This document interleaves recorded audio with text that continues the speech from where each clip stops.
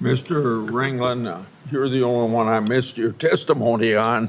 I apologize, but I was called out to be on Omaha radio, and we were talking trade, and I said at least you were here to represent the Soybean Association of the Midwest and the national people.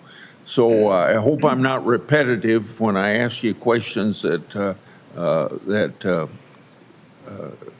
our ranking member brought up.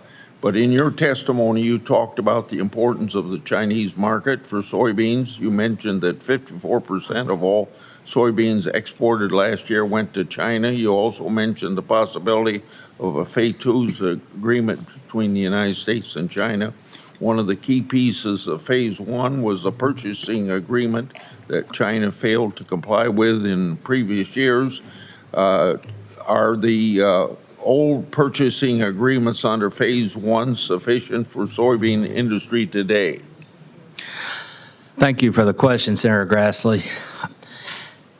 We need increased trade is the bottom line. That is the lifeblood of American agriculture and the American soybean industry in particular, the largest ag export in the U.S.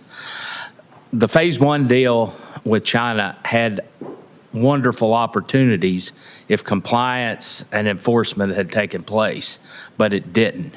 But we would like to see a minimum of those volumes return, and we need those desperately.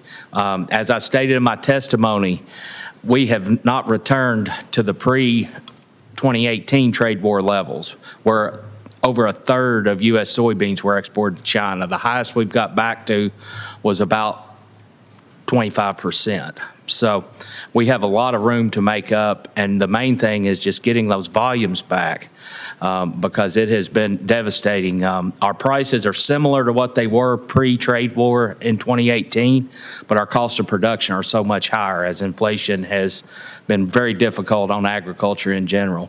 And we need higher prices, and that's driven by higher demand, and trade drives demand, and that's what we need because China is such a large customer. They have all of the poultry and all of the pork. There's more pigs in China than the rest of the world combined. Their appetite for the soy protein is nearly unlimited, and that's why they are so vital. We can't just replace them with other customers. I stressed to Ambassador Greer earlier this year, while it is important to hold China accountable to their international commitments, the United States must find alternative markets for both imports and exports. Over dependence on any one market leads to less resilient supply chains. We tend to stress the importance of China, Japan, South Korea, United Kingdom, India, few others for trade, but there's 190 other countries that represent market opportunities. What countries besides China should the United States look to as the alternative market for soybeans and our soy byproducts? Senator, we're certainly looking around the world. India is complicated, but their large population makes them a target we want to look to, but there's some other barriers there outside of tariffs to do with their business model and their production model within the country. But we are working, our MAP and FMD funds are very helpful as we develop markets around the world. We have asked for increased funding as part of our policy to double those funds because they are quickly used up and there is much more demand than there is supply, and that helps us to diversify markets, grow markets, and we are working.